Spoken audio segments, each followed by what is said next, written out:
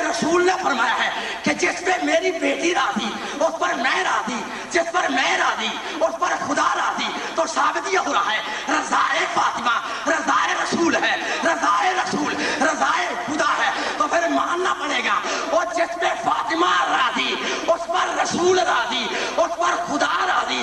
جس پر فاطمہ ناراض ہو جائے اس پر رسول بھی ناراض ہے، اس پر اللہ بھی ناراض ہے۔ ثابت یہ ہوا اور جس پہ فاطمہ ناراض ہو جائے رسول بھی ناراض ہے، اللہ بھی ناراض ہے، تو پھر وہ بندہ رضی اللہ نہیں لعنت اللہ۔ سمجھائیے، ہم اس کو سلام کرتے ہیں جس پر نبی کی بیٹی راضی، اور اس کو کچھ بھی نہیں مانتے جس پر رسول کی بیٹی ناراض ہے، کچھ بھی نہیں مانتے۔ نہیں آئی ہماری تیسری شرط ہوگی ٹی وی اسٹیشن پہ موضوع کو سمیٹ رہا میری طرف دیکھنے کہ جس کو ابھی تک یقین نہیں آیا کہ قوم شیعہ صحابہ کرام کو نہیں مانتے، ان کو میں چیلنج سے اور دعوت فکر سے یہ جملہ کہہ رہا ہوں، لکھ لو۔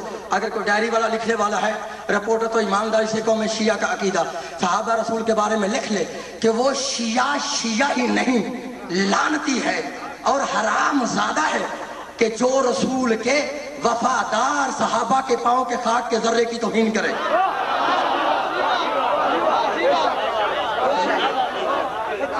کہ وہ شیعہ نہیں لعنتی ہے اور حرام زادہ ہے کہ جو رسول کے وفادار صحابہ کے پاؤں کے خاک کے ذرے کی توہین کرے۔ اور سنو دنیا والوں، وہ بھی مسلمان پھر مسلمان نہیں، لعنتی ہے اور حرام زادہ ہے کہ جو دشمنان آل رسول کو صحابی رسول کہے۔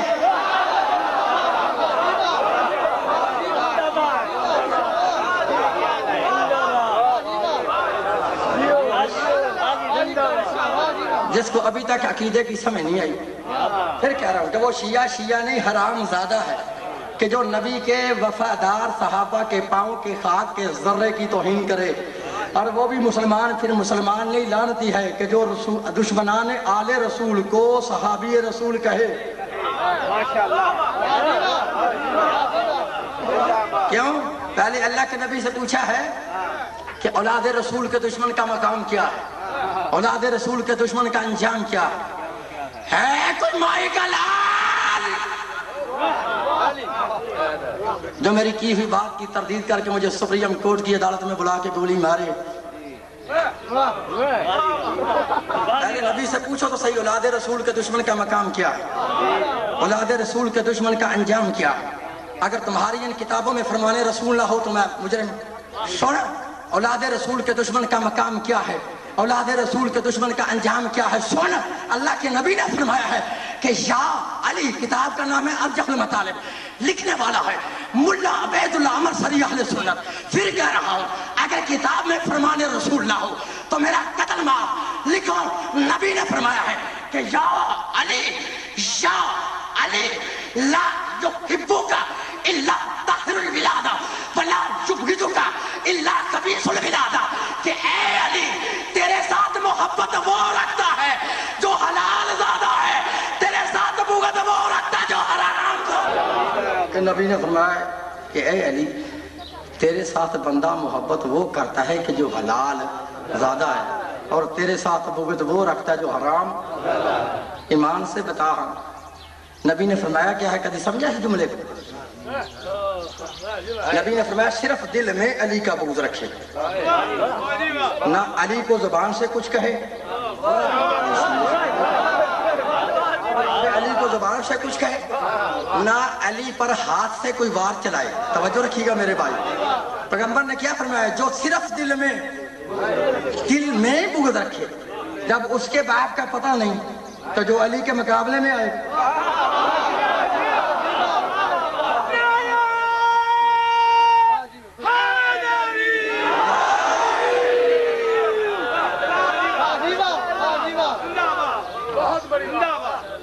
ہم صحابہ کرام کے ماننے والے اور اس کو دائرہ اسلام سے خارج سمجھتے ہیں کہ جو نبی پاک صلی اللہ علیہ وآلہ وسلم کے وفادار صحابہ کے پاؤں کے خاک کے ذرے کی توہین کرے۔ لیکن یاد رکھ لو، کوئی دنیا کی طاقت ہمیں دشمنان اہل بیت کو منوا نہیں سکتی۔ تو سمجھ آئی میری بات کی؟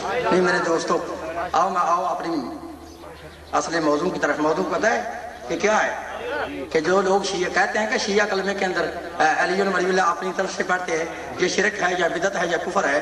میں یا یہ بھی کہہ دیتے ہیں کہ شیعوں کا کلمہ لمبا ہے.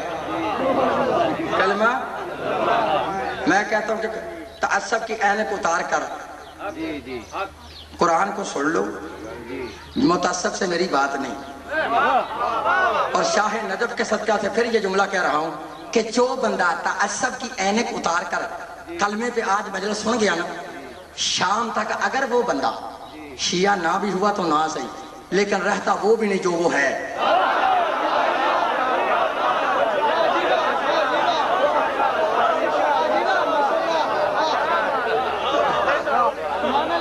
اور میرے شیعہ سنی دوستو, اب میری مجلس ذرا دین ملا کے سنیے, بات ہے کلمے پر. کہ اگر قرآن میں اللہ فرمائے دو ہستیوں کو مانو تو کلمے کے دو حصے. اگر اللہ کہے تین ہستیوں کو مانو تو پھر کلمے کے تین حصے. تو لڑائی ہے, نہ کسی سے کوئی جھگڑا ہے, نہ کسی مذہب پہ کوئی ہٹ ہے, نہ کسی مسلمان کی دل آزاری ہے. پھر قرآن سے کہہ رہا ہوں کہ اگر اللہ قرآن میں کہے کہ دو ہستیوں کو مانو تو کلمے کے دو حصے. اگر قرآن کہے کہ تین ہستیوں کو مانو پھر کلمے کے تین حصے.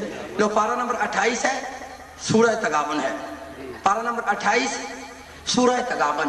قرآن میں آیت نہ ہو تو میں مجرم, ترجمہ غلط ہو میں واجب القتل. پھر کہہ رہا ہوں کہ اگر قرآن کہے دو ہستیوں کو مانو کلمے کے دو حصے. اگر قرآن کہے تین ہستیوں کو مانو تو کلمے کے تین حصے. کون سے پارے کی آیت پڑھی ہے؟ 28 سورہ تغابن. سن قرآن, اللہ فرماتا ہے فآمنوا باللہ ورسولہ والنور الذی انزلنا.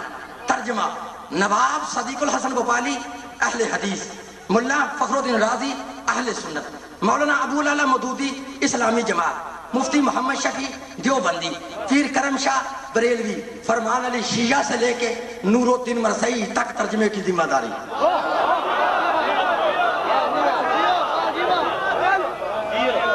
اگر کوئی مائیکل آل کے اس نے آیت کا ترجمہ غلط کیا ہے, مجھے دنیا کی جس عدالت میں دل چاہے بلاؤ, میری سزا ہے موت.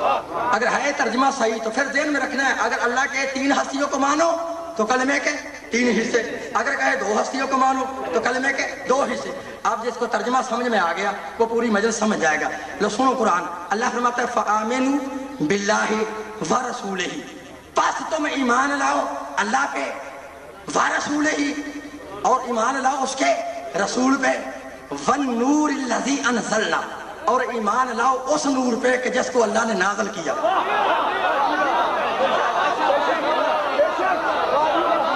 شاید میں سمجھا نہیں سکا, میں پھر کہہ رہا ہوں کہ اللہ اگر کہے دو ہستیوں کو مانو تو کلمے کے دو حصے. اگر قرآن کہے تین ہستیوں کو مانو تو کلمے کے تین حصے. اب پھر گن لو, شمار کر لو. اب پنجابی میں کہتے ہیں گن لو, میں پھر ترجمہ کر دیتا ہوں. فآمنوا باللہ, بس تم ایمان لاؤ اللہ پہ, اللہ ایک ہے. ورسولہ, ایمان لاؤ اس کے رسول پہ, رسول دو ہے.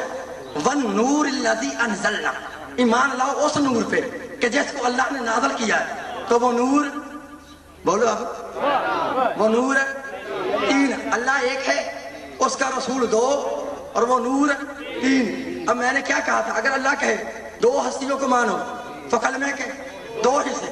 اگر اللہ کہے تین ہستیوں کو مانو تو کلمے کے تین حصے. اب نہ کوئی لڑائی ہے, پھر کہتا ہوں نہ کوئی جھگڑا ہے. اب قرآن کیا کہتا ہے, اللہ کو مانو, اس کے رسول کو مانو, اور اس نور کو مانو. اب کوئی بھی بندہ جب اللہ پہ ہی مان لائے تو کیا پڑھتا ہے, لا الہ, ذرا بولنا ہے, لا الہ الا اللہ.